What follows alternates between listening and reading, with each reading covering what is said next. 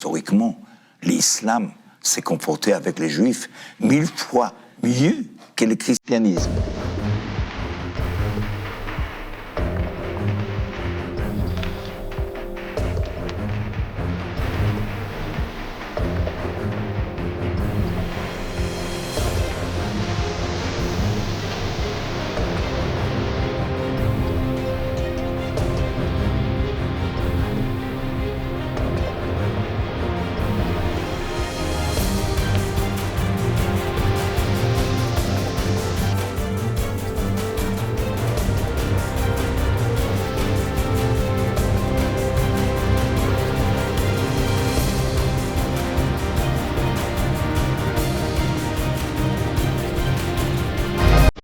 Et la plupart des Juifs à cette époque, avant 48, entre 45 et 48, c'était des réfugiés en Europe qui personne ne voulait pas nous accepter. L'effet est que l'Europe nous a vomi sur les Arabes de Palestine. C'est un fait historique, même si on n'aime pas se prononcer comme ça. Le problème est, si vous voulez, qu'on comprend pourquoi ce mouvement a été créé. C'est à cause de l'Europe.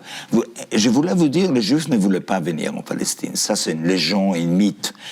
Pour vous donner un exemple que j'ai mis dans le livre, jusqu'à 1925. 25. Oui, de la fin, vous dites, de la fin du 19e siècle jusqu'à 1925. 1925.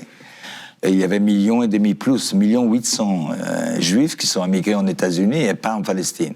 Contre, oui, à peu près 65 000 en Palestine. Oui. C'est des chiffres dérisoires. C'est-à-dire que les Juifs Vous européens, avez vu les chiffres, les Juifs européens confrontés à l'antisémitisme, les Juifs en Europe confrontés à l'antisémitisme européen ont davantage choisi les États-Unis que la Palestine. Les Américains ont décidé d'arrêter les émigrations de non-protestants.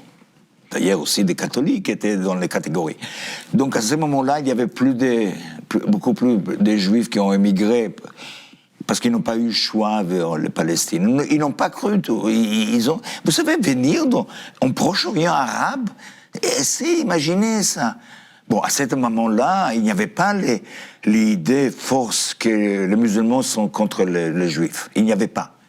Vous devez savoir, historiquement, l'islam s'est comporté avec les Juifs 1000 fois mieux que le christianisme. J'ai écrit un livre sur ça. Donc, mes parents sont venus, ils n'ont pas eu vraiment peur des indigènes arabes, d'accord? Mais